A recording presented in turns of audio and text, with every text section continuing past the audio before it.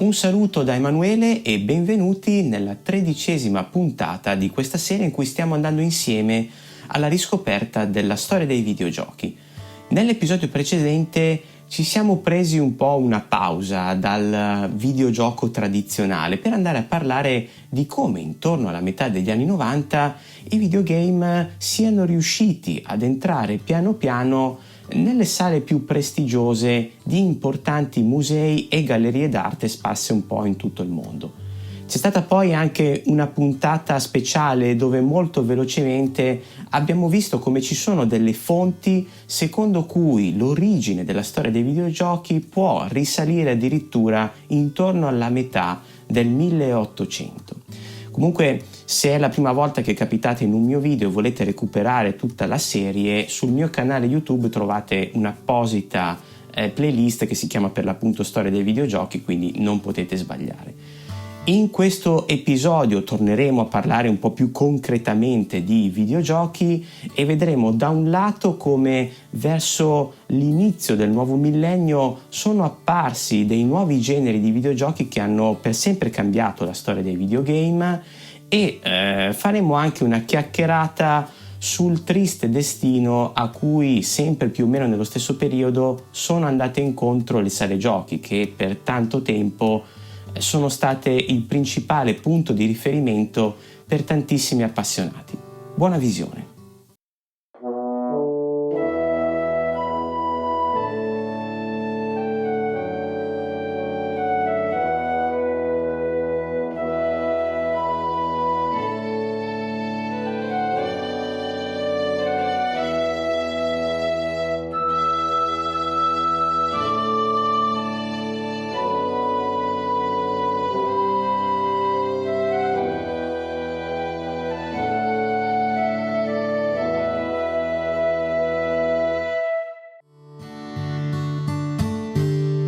Verso la fine degli anni 90 su computer iniziarono ad apparire i cosiddetti MMO, acronimo di Massive Multiplayer Online. Si tratta di mondi virtuali spesso molto grandi e a tema fantasy in cui, tra virgolette, vivono gli avatar digitali creati da tantissimi giocatori sparsi in tutto il globo. EverQuest, pubblicato nel 1999, è stato probabilmente il primo grande successo di questo genere, ma direi che l'opera di maggior rilievo è comunque World of Warcraft, creato da una compagnia chiamata Blizzard e lanciato nel 2004. World of Warcraft è un mondo virtuale che ancora oggi viene costantemente aggiornato dalla casa produttrice ed è anche un gioco online che ha segnato dei veri e propri record. In particolare, pare che il picco di iscrizioni, pari a 12 milioni di persone, è stato registrato nell'ottobre del 2010. Un altro genere che iniziò a prendere piede intorno ai primi anni 2000 e sempre su PC è il cosiddetto MUVA, acronimo di Multi-User Virtual Environment. Questi videogiochi sono anche conosciuti come simulatori di vita virtuale, perché a differenza di opere come ad esempio il già citato World of Warcraft, il giocatore non deve vivere delle epiche avventure, ma deve prendersi cura del proprio alter ego virtuale. Come infatti si farebbe nella vita reale, il giocatore deve prendersi cura dell'avatar facendogli costruire la casa, facendogli fare le pulizie, mandandolo a fare la spesa, andando a lavoro, intraprendendo delle relazioni ed eventualmente mettendo anche su famiglia. Tra le opere da citare in questa particolare categoria di videogiochi ci sono sicuramente The Sims, pubblicato nel 2000, e Second Life del 2003. Sia i mondi virtuali di The Sims che di Second Life esistono tuttora, sebbene non godano più del successo di quasi 20 anni fa, e a loro modo sono stati dei giochi molto significativi. Sono stati infatti oggetto di ricerche e di studi perché ci si interrogò su quali aspetti rendessero questo tipo di esperienze così essenziali per milioni di persone, tanto che, sia per i MUVA che per gli MMO, nacquero addirittura anche dei veri e propri gruppi di sostegno e disintossicazione, perché c'era anche chi esagerava con le ore spese in questi universi virtuali. The Sims e Second Life furono anche dei giochi che ebbero particolare riscontro tra il pubblico femminile e addirittura all'apice del successo ci furono anche delle catene di negozi di moda, ma non solo, che inserirono i propri punti vendita all'interno di questi mondi virtuali. Infine, gli MMO e i MUVA diedero vita anche al fenomeno della compravendita online di oggetti virtuali e anche di avatar da impiegare nei vari World of Warcraft o Second Life. Si tratta di una compravendita ovviamente con soldi reali attraverso siti come ad esempio eBay.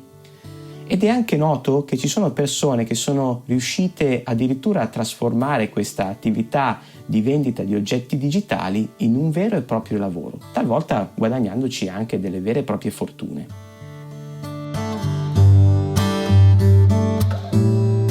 Ma con l'arrivo degli anni 2000, come già ho detto all'inizio di questa puntata, si assistette anche al progressivo declino delle sale giochi, perlomeno quelle dedicate strettamente ai videogame arcade. Per tutti gli anni 70, 80 e buona parte dei 90, le sale giochi sono state un punto di ritrovo e di riferimento per gli appassionati che volevano giocare ai coin-op classici e vedere le ultime novità.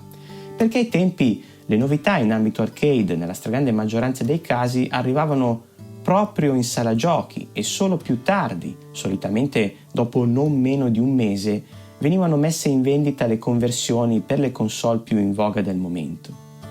Invece, come ho già detto più volte nelle ultime puntate, dopo l'arrivo di PlayStation alla fine del 1994, l'attenzione di molti videogiocatori e del mercato stesso si spostò su opere di altro tipo, su avventure più complesse, più lunghe, più narrative, che ovviamente non si sposavano con le partite veloci più alla mordi e fuggi tipiche dei coin-up. Ciò non significa che di punto in bianco si smise di produrre giochi arcade, ma semplicemente che dopo la seconda metà degli anni 90 questo tipo di giochi rimase particolarmente appetibile soltanto per uno zoccolo duro di appassionati. Ci sono anche ovviamente altri fattori che hanno contribuito alla chiusura di molte sale giochi. Per prima cosa, a seguito della minore affluenza di utenti, i costi dei gettoni, quelli da inserire nei cabinati per poter giocare, iniziarono a crescere. Se nei primi anni 90 bastavano 200 lire o 500 lire, pochi anni dopo il costo di una singola partita arrivò qui in Italia anche a 1000 o a 2000 lire. C'è poi la questione delle conversioni. Con l'arrivo delle console a 32 bit, non soltanto di PlayStation, ma anche ad esempio del Saturn, le differenze tra la versione arcade di un gioco, in particolare quelli in 2 dimensioni, e la relativa trasposizione per le console casalinghe, divenne via via sempre più impercettibile, al punto che in alcuni casi soltanto gli appassionati, quelli che si informavano sulle riviste, riuscivano a coglierle da subito. Un paio di puntate fa abbiamo inoltre parlato del Neo Geo AES, una piattaforma certamente molto costosa e non così diffusa proprio perché non alla portata di tutti, ma che comunque già dalla sua nascita, proprio all'inizio degli anni 90, offriva a casa giochi identici alla controparte per sala giochi. E quando arrivarono sul mercato verso la fine degli anni 90 console ancora più potenti a 128 bit, di cui parleremo nel prossimo episodio, ci furono dei casi che all'epoca sembravano paradossali. Tanto per citare un paio di esempi, le versioni per console di giochi come Soul Calibur o Tekken Tag Tournament, graficamente parlando, erano vistosamente migliori rispetto alle controparti per sala giochi. Infine, ma non meno importante, sempre nella seconda metà degli anni 90 iniziarono a diffondersi gli emulatori, dei programmi per PC che permettevano, come suggerisce il termine, di emulare gli hardware di console e cabinati arcade. Tra questi è impossibile non ricordare il MAME, la cui prima versione risale al 1997 e, cosa che non tutti sanno, fu creata da un italiano, Nicola San Moria. Di lui non ho trovato moltissime informazioni, se non che all'epoca credo fosse piuttosto giovane, perché online è possibile consultare la sua tesi di laurea in scienze matematiche, fisiche e naturali, che risale all'anno accademico 2001-2002. La tesi riguarda proprio il MAME, questo programma gratuito da lui creato con l'intento di preservare proprio i videogiochi arcade e che, dopo la pubblicazione, si è diffuso moltissimo in tutto il mondo. Il MAME ha permesso e permette tuttora di giocare gratuitamente su PC i videogame che si trovavano nelle sale giochi. Devo però fare una doverosa precisazione: il MAME, così come tutti gli altri emulatori, col tempo ci hanno comunque permesso di preservare tantissimi videogiochi che altrimenti oggi sarebbero perduti definitivamente. Quindi da un lato meno male che ci sono, dall'altro però questa cosa ovviamente ha sollevato la questione del possesso delle ROM dei giochi, una questione che è ancora oggi molto nebulosa. Scaricare da internet le ROM, diciamo i file dei videogiochi, anche quelli ormai molto datati, non sembrerebbe una cosa legale al 100%. Tra gli appassionati di videogame c'è comunque chi afferma che è possibile scaricare le ROM dei giochi se si è in possesso dell'opera originale. Chi dice che comunque questo tipo di file non si può conservare sugli hard disk per non più di 48 ore e altre cose simili. Al di là di tutto, il problema della preservazione del software, quindi anche dei videogiochi, è qualcosa di cui si sente sempre più parlare anche in tempi recenti, ma comunque non è l'argomento di questa serie e quindi per ora, in merito a questa cosa, mi fermo qui.